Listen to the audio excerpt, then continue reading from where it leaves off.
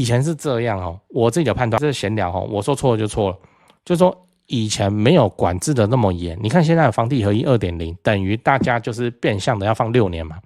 你5年要买就是6年嘛 ，OK 好。那以前没有那么严啊，还记得吗？以前都说什么死投资客都怎么炒，就是说什么宽限期2年，然后2年一到他就要卖。现在没有了，你现在2年卖面临的是 35% 呢，所以我们大概都是等到6年。好，这个6年下来哦，会发生什么事情？就是说我们在回顾以前哦，我乱讲，2013年好了，2013年你要放2年你就卖你就去啊，对啊。那时候屋龄的影响严重吗？不严重，为什么？那时候的公寓可能38好，然后加2年变40就40。现在情况不一样呢，现在2025年呢，像我们在高雄，我在看了一些公寓，那个屋龄哦，不是要加2哦，宽限期2年到了你就要卖，现在要加6呢，有点恐怖呢，加5加6呢，这个一加上去可能会有屋龄50年的东西跑出来哦，这个在我们高雄就很不 OK。蛋黄区该买公寓2房还是电梯3房？先说结论，你要自产蛋黄区买电梯2房会比公寓3房香，除了有都更，反正都更你也会看，你知道，你不是说中介跟你说，这个会都更，你就买了哦。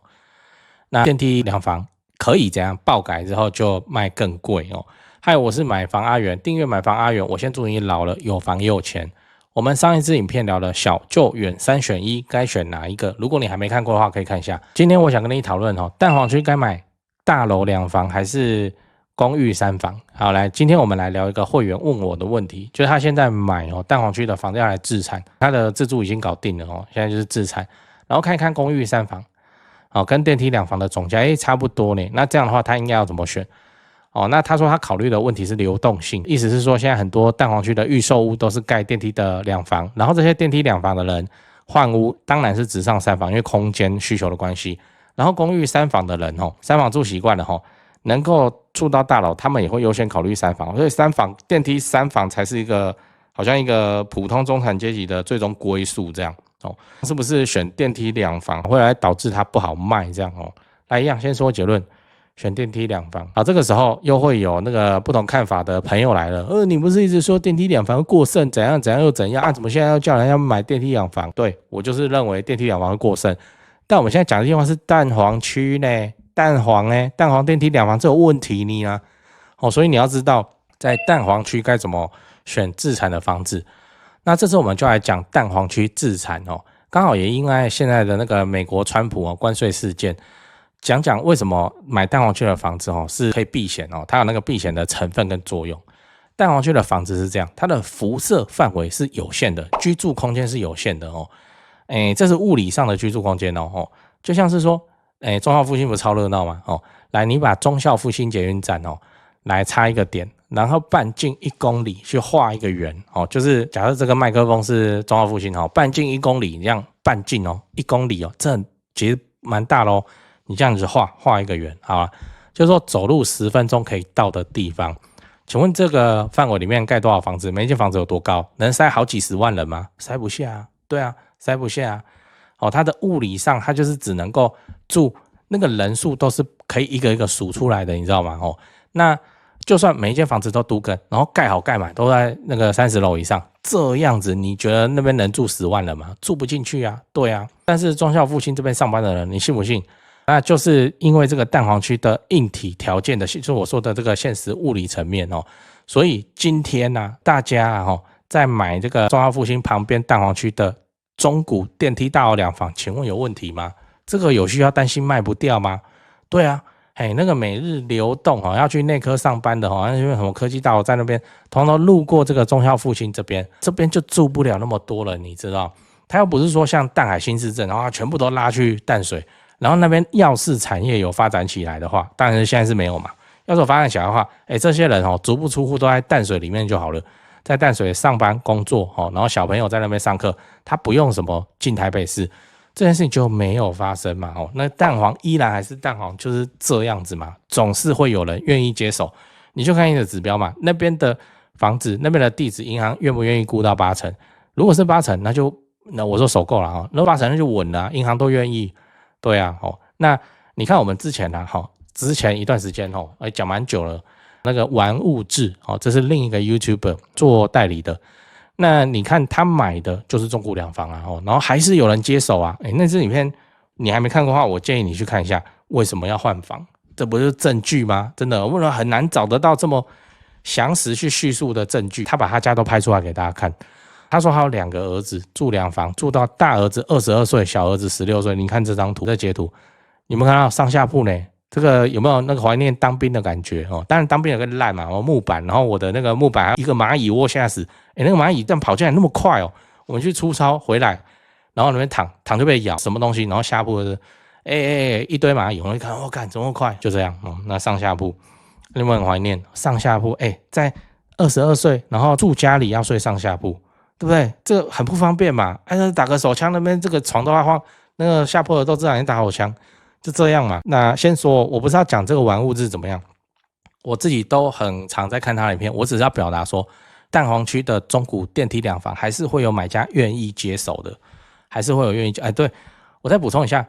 以他们家的情况来说，叫做2个小朋友都是男生，所以可以这样搞上下铺。女生不行啊，女生有自己的房间或干嘛的如果你生到的是一男一女，你看看，然后那个妹妹睡上铺，哥哥睡下铺，好吵架。那个哥哥睡上铺然后妹妹睡下铺，好，然后那个妹妹就说你的床不要一直摇好不好？就会变成这样嘛，所以不好处理啦。3房才是一个中产阶级能够好好生活的一个最终归宿，可以这样讲。豪宅你去看那些。可能100坪以上，它也是规划3房2厅啊。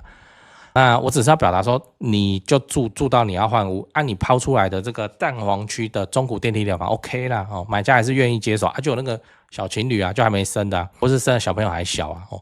就会有这种客群。等到孩子长大再说再去换3房。蛋黄的选择总是有限的，换句话说就是限量啦。蛋黄买卖的房子就是那些嘛。最后你要知道买电梯两房的优势然后电梯两房还有一个优势是你可以这样爆改改到女生看了很喜欢。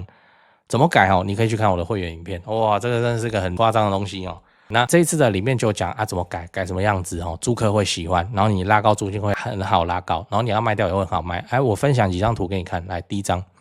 你看这个厨房，其实这个做工都不怎么样，可是你去租房子的人，你去哪里找就是这种等级的厨房？新房子的厨房也没有这么。就是要经过改造了看起来就是高级。来，第2张那个厕所，对不对？厕所你看那个中古瓷砖的花色，对不对？就这样子弄了一个天花板，然后把它打好干净，5金什么的都换完之后，超低的成本，也没有做什么瓷砖打除，也没有重新弄，也没有做什么围水，都没有，就这样。这个对租屋的人已经 OK 了。为什么？你只要厕所不要很恶心，这样就好了嘛这样就 OK 了。因为现在外面租屋的条件确实比较糟糕。那我跟你说你只要在卖出之前把房子化妆整理，你要装潢就装潢你绝对是可以卖比那个公寓3房还要贵的为什么？因为你有电梯然后你有化妆，你不是那种扭扭的老公寓，女生一看到她觉得好恶心还要爬楼梯，楼梯间好脏怎么会有那个狗尿尿的味道？你是电梯大楼你有管理员你24小时你那垃圾集中处理你另一半不用赶垃圾车 OK 啦。对啦那女生一看到就说女生不会说这间好棒，她要住这里不会那么直接。女生都说还可以还不错，然后就这样，就是她要的意思。好来，那比较贵就比较贵老婆都开口了她咬牙也会买。真的在买房男生大概都是自产，女生才是自住就是这样。然后夫妻在买房大概都是女生的意见为主，老婆开金口就这样不然是怎样？不然等着要吵架嘛你这边没有，这件我跟你讲，他投报率怎么样？你把那个 Excel 拉给你老婆看，你看你会不会骂？那所以我们在蛋黄区买电梯2房就是能够取得这种效果当然电梯3房更加理想，可是预算问题蛋黄电梯3房平车谁不想要？预算问题所以够得上公寓3房跟电梯2房先看电梯的2房，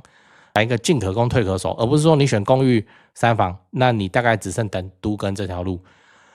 蛋黄区内你要买到电梯3房，谁有这种实力大家都还在工作上班，对不对？那所以我的建议是，蛋黄区的电梯2房跟公寓3房除非你就自己有做功课，你就很确定说这个公寓3房就是会都更，那还要考虑什么？那如果没有的话，电梯2房进可攻退可守你要放很久，那你就放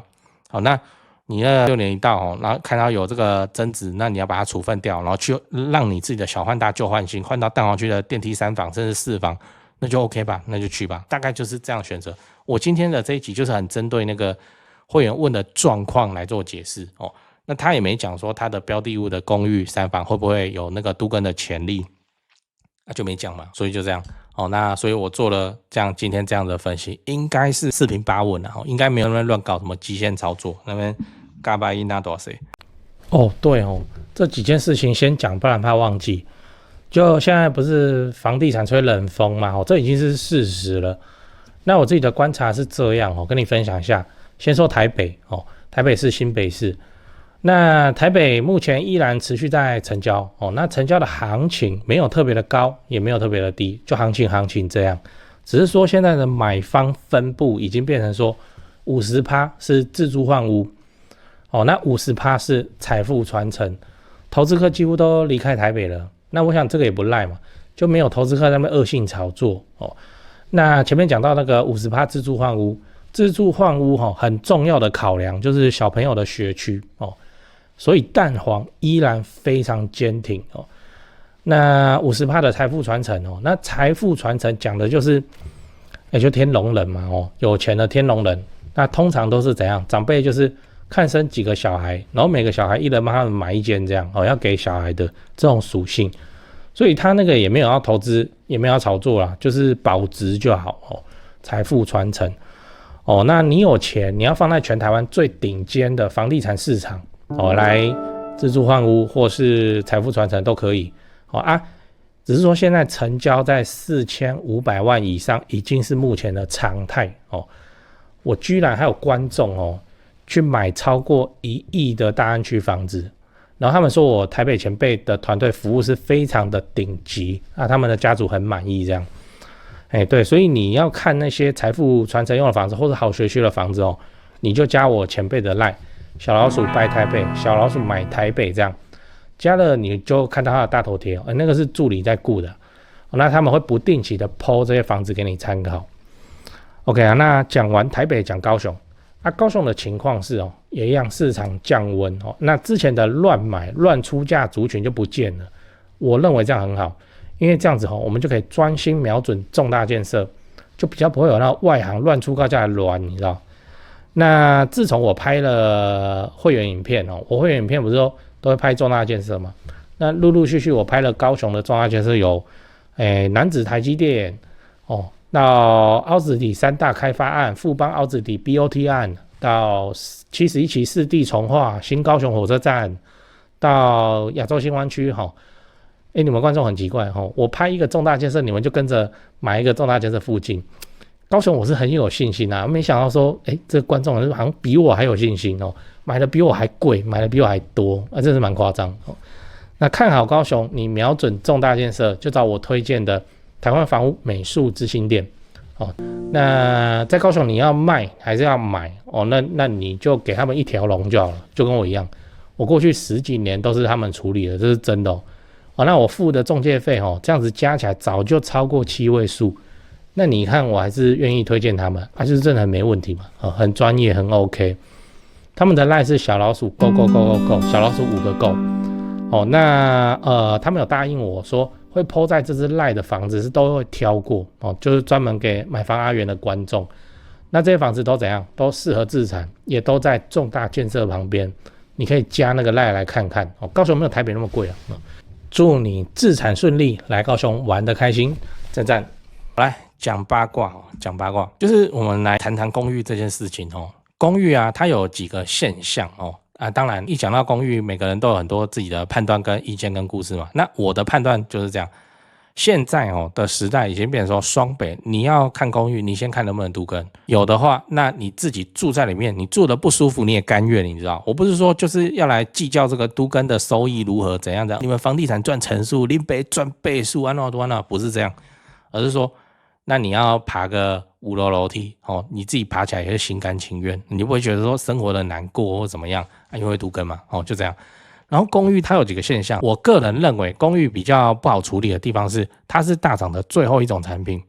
大涨的最后一种产品，在各个县市大概都是这样。当然你双北现在又有都更威能这个再说。好，那一般来说就是涨预售，涨完涨新成屋涨完新成屋之后涨中古电梯大楼然后后天先不讨论然后那个涨完中古电梯大楼才会涨到公寓，就是这样。好，那公寓它就是涨价就比较慢哦，比较慢，变成说好像是反正它就是比较慢哦。那还会发生掉队的情况，掉队的情况就是像这次第七波信用管制对不对？那个公寓还会嗷嗷待哺，该我，第七波信用管制看不开哦，就会变成这样，就会掉队。不然好在我们高雄的公寓这个放生出租投报率还是高，所以我是不喜欢掉队这件事情所以我的自产我们输不起嘛我们口袋也没什么钱嘛，那我们大概就是选蛋黄的电梯大楼这个进可攻退可守你要出租你就租这很好放那这个公寓说起来是最没有预算的客群在买的，为什么？因为它总价低，真的是因为它总价低，它总价低变成最没有预算的客群在买，也不是什么 logo， 就是可能就做菜市场的年轻人嘛就他手上预算就这样嘛，所以他就是看那个公寓3房他从小到大住公寓，他也不觉得怎么样那就最没有钱的客群在买的。那这个公寓被那个客群买下来，他的任务跟目标也是什么？小换大就换新，要换走了。然后以前的公寓，以前是这样我自己的判断，这是闲聊我说错了就错了，就是说以前没有管制的那么严。你看现在的房地合一 2.0， 等于大家就是变相的要放6年嘛。你5年要买，你就是6年嘛。OK， 好，那以前没有那么严还记得吗？以前都说什么死投资客都怎么炒，就是说什么宽限期2年，然后2年一到他就要卖。现在没有了，你现在2年卖，面临的是 35% 呢，所以我们大概都是等到6年。好，这个6年下来会发生什么事情？就是说